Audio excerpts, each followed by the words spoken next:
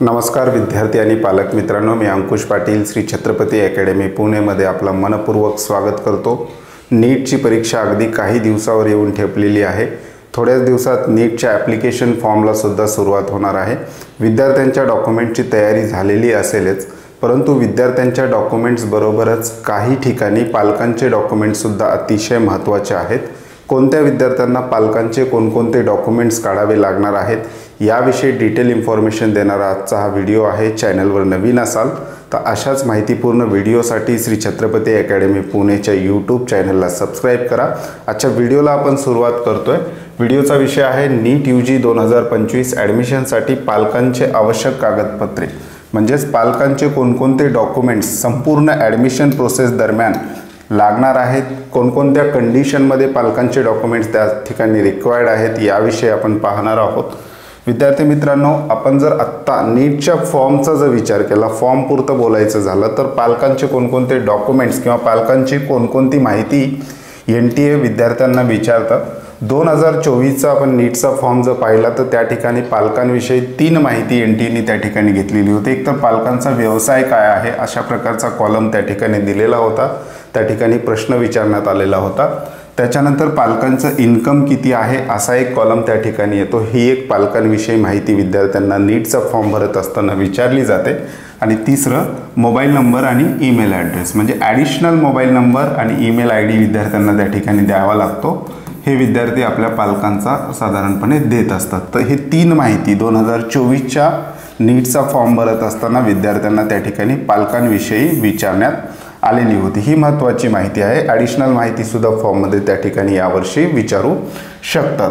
After नीट exam, म्हणजे संपूर्ण नीट परीक्षा झाल्यानंतर विद्यार्थ्याचा रिझल्ट लागल्यानंतर ज्या काही प्रवेश प्रक्रिया किंवा ज्याला आपण काउन्सिलिंग प्रोसेस म्हणतो ते सुरू झाल्यानंतर अतिशय महत्त्वाचे पालकाचे डॉक्युमेंट्स त्या ठिकाणी लागत असतात। ते डॉक्युमेंट्स पालकांनी आत्तापासूनच तयार करून ठेवायचे आहेत, कारण हे जे काही डॉक्युमेंट लागणारे आहेत ते हे काढण्यासाठी सुद्धा वेळ त्या ठिकाणी लागत असतो। त्यामुळे आत्तापासूनच प्रिपेअर असणं गरजेचं आहे।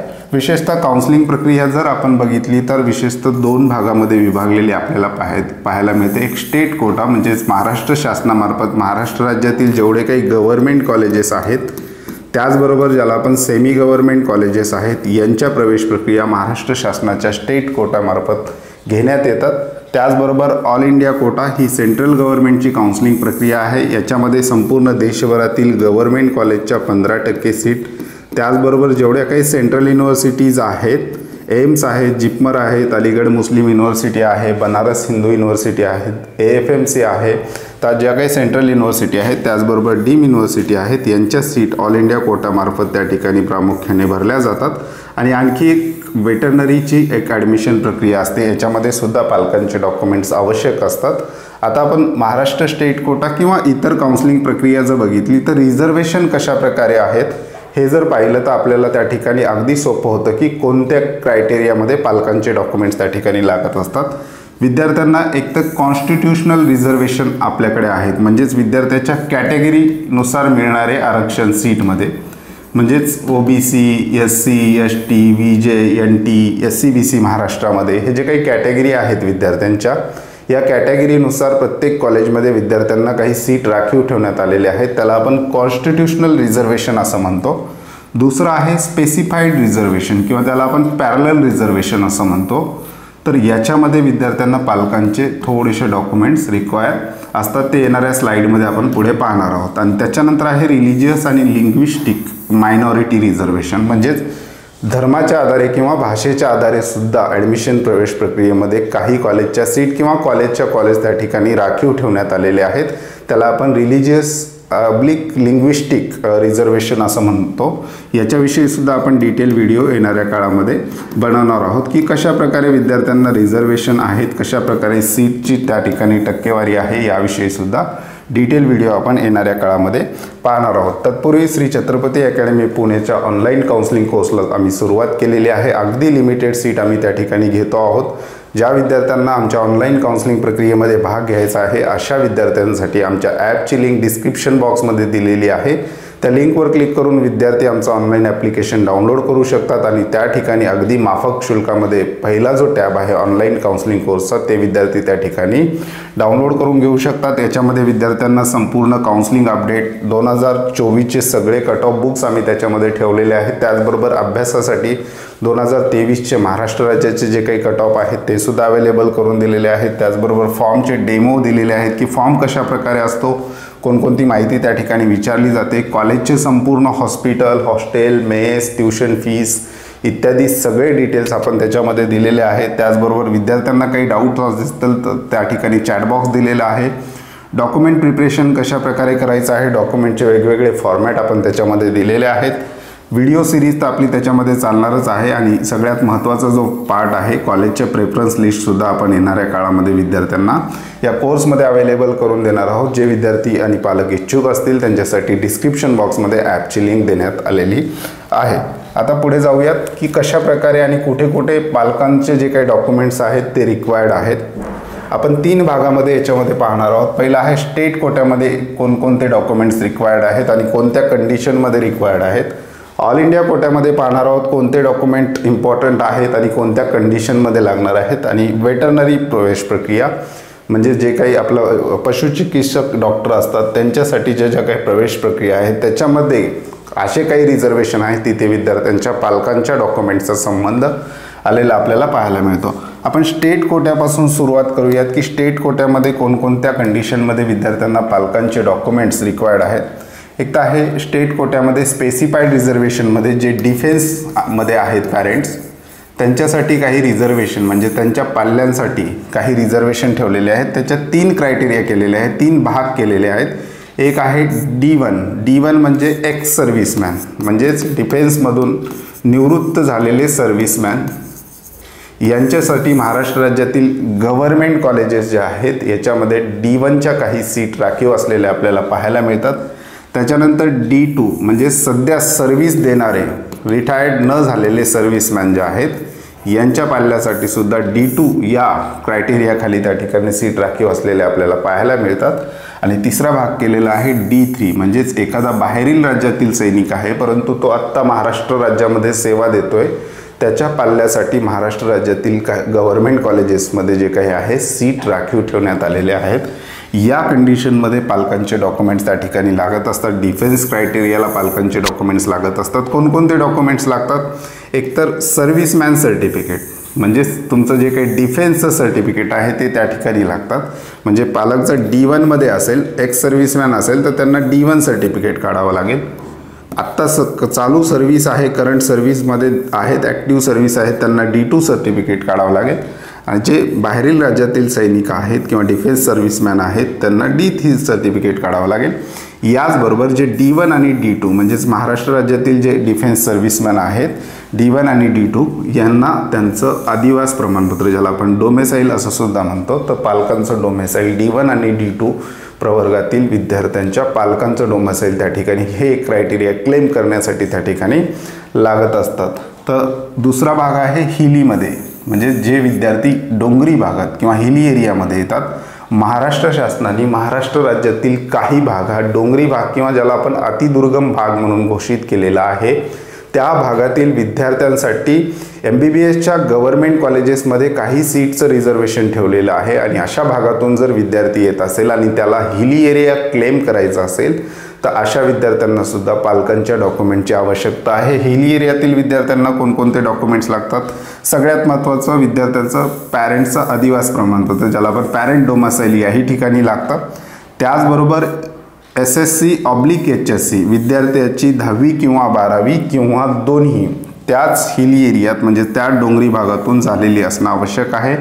आणि त्याचबरोबर स्टुडंटचं हिली सर्टिफिकेट म्हणजेच विद्यार्थ्याचा डोंगरी दाखला हा एक अतिशय महत्त्वाचे डॉक्युमेंट हिली क्लेम करणाऱ्या विद्यार्थ्यांसाठी येणाऱ्या काळामध्ये लागणार आहे। डॉक्युमेंटचा जो काही फॉर्मॅट आहे ते मी पुढच्या याच्यामध्ये दाखवणार आहे स्लाईडमध्ये की कशा प्रकारे डॉक्युमेंटचे फॉर्मॅट आहेत ते सुद्धा आपण पाहणार आहोत। त्याच्यानंतर महाराष्ट्र स्टेट बोर्डमध्ये आणखी एक महत्त्वाचं स्पेसिफाईड रिझर्वेशन असलेलं पाहायला मिळतं महाराष्ट्र कर्नाटका बॉर्डर म्हणजेच महाराष्ट्र आणि कर्नाटका बॉर्डरवर जे काही गावे आहेत त्या गावातील विद्यार्थ्यांसाठी महाराष्ट्र शासनाच्या गव्हर्नमेंट कॉलेजेसमध्ये काही सीट राखीव त्या ठिकाणी ठेवण्यात आलेल्या आहेत, ज्याला आपण डिस्प्युटेड एरिया म्हणतो, सीमावर्ती भाग म्हणतो, त्या भागातील विद्यार्थ्यांसाठी ह्या सीटचं रिझर्वेशन त्या ठिकाणी आहे। आणि याचा क्लेम करण्यासाठी सुद्धा डिस्प्युटेड एरिया सर्टिफिकेट त्या ठिकाणी विद्यार्थ्यांना द्यावं लागतं। म्हणजे त्या भागात जर विद्यार्थी असेल आणि महाराष्ट्रामध्ये ॲडमिशन घ्यायचं असेल तर अशा विद्यार्थ्याला डिस्प्युटेड एरिया सर्टिफिकेट आणि मदर टंग सर्टिफिकेट, विद्यार्थ्याचं मातृभाषा म्हणजेच या ठिकाणी सुद्धा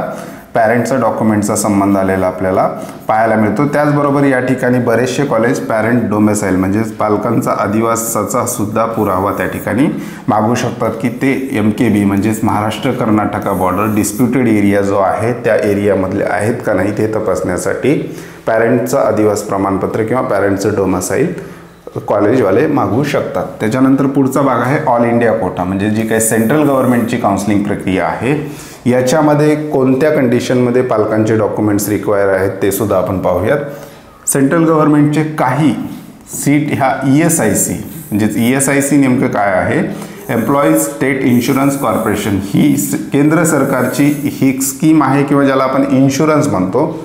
जे पॅरेंट्स फॅक्टरीमध्ये काम करत आहेत, एम्प्लॉईज आहेत, अशासाठी काही फॅक्टरी त्या एम्प्लॉईजचं इन्शुरन्स काढत असतं, म्हणजे ESIC इन्शुरन्स आपण ज्याला म्हणतो।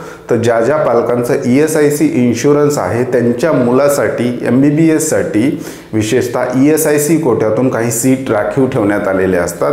आता नीटचा फॉर्म आल्याबरोबरच ESICच्या वेबसाईटवर सुद्धा ॲक्टिव्हिटीज आलेल्या आपल्याला पाहायला मिळतील। त्या ठिकाणी विद्यार्थ्यांना वॉर्ड ऑफ IP सर्टिफिकेट म्हणजेच इन्शुरन्स पर्सन असतील आपले वडील तर विद्यार्थ्याला वॉर्ड ऑफ IP सर्टिफिकेट त्या ठिकाणी काढावं लागतं अगोदरच, आणि त्यानंतर ESIC quota claim all India कोट्यातून करू शकतात। याच्यामध्ये संपूर्ण गव्हर्नमेंट कॉलेजेस आहेत, जवळपास संपूर्ण भारताचा जर आपण विचार केला तर 495 ते 97 सीट MBBSच्या असलेल्या पाहायला मिळतात।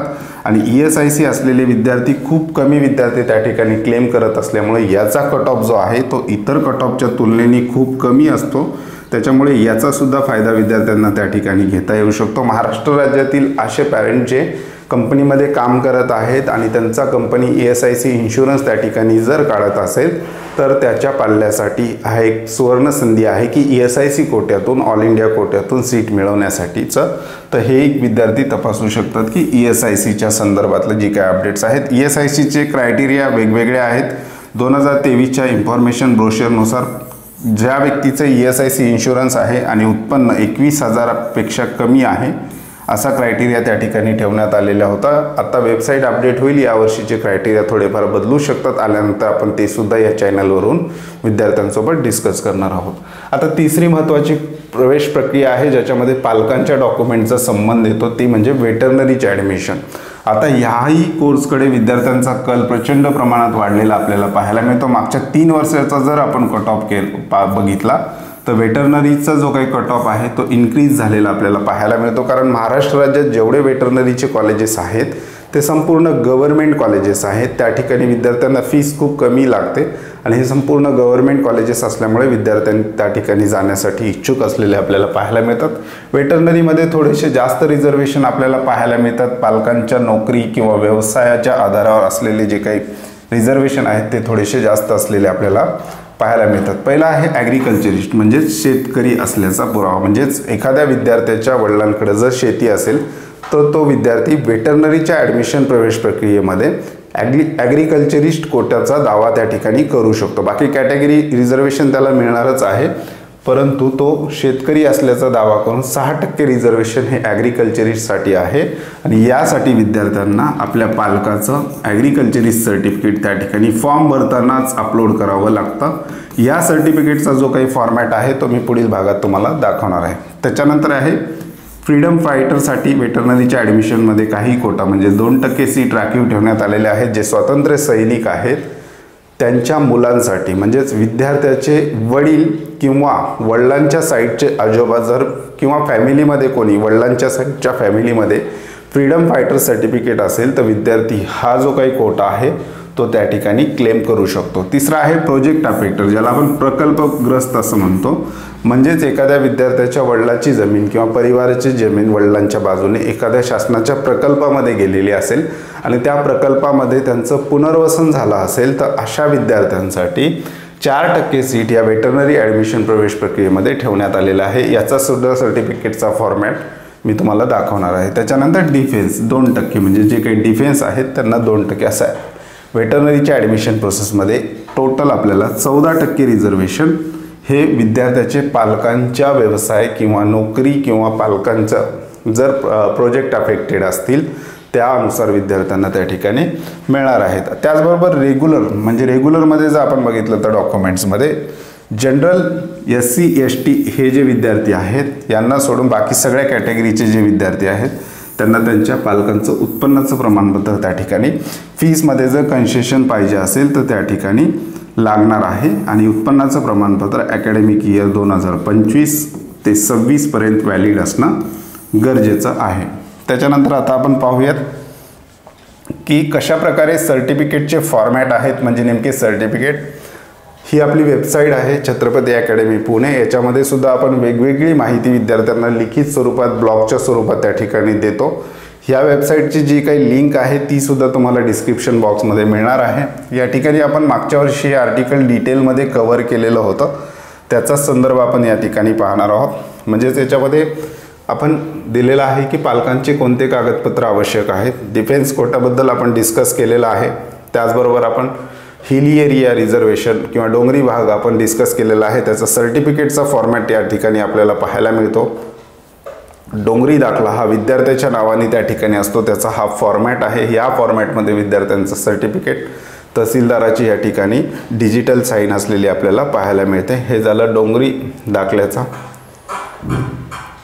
त्याच्यानंतर मी जसं म्हटलं वेटरनरीसाठी 6% रिझर्वेशन, ॲग्रिकल्चरिस्ट सर्टिफिकेट, याचा हा फॉर्मॅट आहे। हा इन्फॉर्मेशन ब्रोशरमध्ये येत असतो, त्यावेळी ॲडमिशन प्रवेश प्रक्रिया चालू झाल्या त्याचा फॉर्मॅट तुम्हाला पाहायला मिळतो। हे सगळे फॉर्मॅट आपल्या ऑनलाईन कोर्समध्ये सुद्धा विद्यार्थ्यांना अवेलेबल आहेत। उत्पन्नाचं प्रमाणपत्र, त्याचबरोबर आणखी ॲडिशनल या ठिकाणी आपल्याला पाहायला मिळतं की एखाद्या विद्यार्थ्याचे पालक सर्व्हिसमध्ये असतील, एखादी नोकरी करत असतील तर बॅकअप म्हणून विद्यार्थी पालक ॲडिशनल सर्व्हिस सर्टिफिकेट ॲडिशनलमध्ये काढून ठेवू शकतात। याची एखाद्या वेळेस आवश्यकता पडू शकते, एखादी कंडिशन अशी आली तर त्या ठिकाणी आवश्यकता पडू शकते, तर सर्व्हिस सर्टिफिकेट काढायला हरकत नाही। त्याचबरोबर बँक अकाउंट, म्हणजेच विद्यार्थी किंवा पालकांचे कोणत्याही नॅशनलाइज बँकेमध्ये अकाउंट असणं गरजेचं आहे। विद्यार्थी किंवा पालक याच्यामध्ये बँक अकाउंटसुद्धा पालकांचं एखाद्या वेळेस ॲडमिशनच्या वेळेस त्या ठिकाणी कॉलेजकडून मागणी केली जाऊ शकते, त्याच्यामुळं बँक अकाउंट असणं गरजेचं आहे। Parents email and mobile number त्या ठिकाणी रिक्वायर्ड आहे, ते आपण अगोदरच सांगितलेलं आहे। अशा प्रकारे हे संपूर्ण तुम्ही आर्टिकलसुद्धा त्या ठिकाणी वाचू शकता। याची लिंक मी तुम्हाला डिस्क्रिप्शन बॉक्समध्ये देणारच आहे। त्याचबरोबर आपला जो काही ऑनलाईन काउन्सिलिंग कोर्स आहे ज्याच्यामध्ये आत्ता बरेचसे विद्यार्थी जॉईन झालेले आहेत, आत्ता थोड्याशा सीट राहिलेल्या आपल्याला पाहायला मिळतात। याच्यामध्ये सुद्धा आपण फॉर्मॅट दिलेले आहे, त्याच्यामध्ये डॉक्युमेंट सेक्शन केलेलं आहे। नीट 2025 काउन्सिलिंग कोर्स, याच्यामध्ये डॉक्युमेंट सेक्शन आपण त्या ठिकाणी केलेलं आहे। याच्यामध्ये गॅप सर्टिफिकेटचा फॉर्मॅट, त्याचबरोबर मेडिकल फिटनेस सर्टिफिकेट जे आहे याचा फॉर्मॅट, ॲनेक्शर सीचा फॉर्मॅट, कॅरेक्टर सर्टिफिकेट, डिफेन्स सर्टिफिकेटचा फॉर्मॅट, PWDचा फॉर्मॅट, रिलिजियस आणि लिंग्विस्टिक मायनॉरिटीचे जे काही बॉन्ड आहेत त्याचा फॉर्मॅट, ॲग्रिकल्चरिस्ट सर्टिफिकेटचा फॉर्मॅट, त्याचबरोबर आपण अगोदर डिस्कस जसं केलेलं आहे प्रोजेक्ट अफेक्टेड पर्सन त्यांचा फॉर्मॅट, अशा प्रकारचे वेगवेगळे फॉर्मॅट। नेम चेंज ॲफिडेविट, एखाद्या विद्यार्थ्याच्या नावामध्ये चूक झाली असेल तर ते ॲफिडेविट करून कशा प्रकारे दुरुस्त करू शकतात त्याचा फॉर्मॅट, आणि स्टडी सर्टिफिकेटचा फॉर्मॅट। हा संपूर्ण जो काही फॉर्मॅट आहे तुम्हाला आमच्या कोर्समध्ये पाहायला मिळतील। डिस्क्रिप्शन बॉक्समध्ये पहिली जी लिंक आहे ती आमच्या कोर्सची आहे, त्या ठिकाणी विद्यार्थी पाहू शकतात की कशा प्रकारे फॉर्मॅट दिलेले आहेत आणि त्या ठिकाणी जर विद्यार्थी इच्छुक असतील तर त्या ठिकाणी कोर्स जॉईन करून घेऊ शकतात। तुर्तास आजच्या व्हिडिओमध्ये आपण इथेच थांबतोय। पुन्हा भेटूयात आणखी एका नव्या आणि माहितीपूर्ण व्हिडिओमध्ये। धन्यवाद।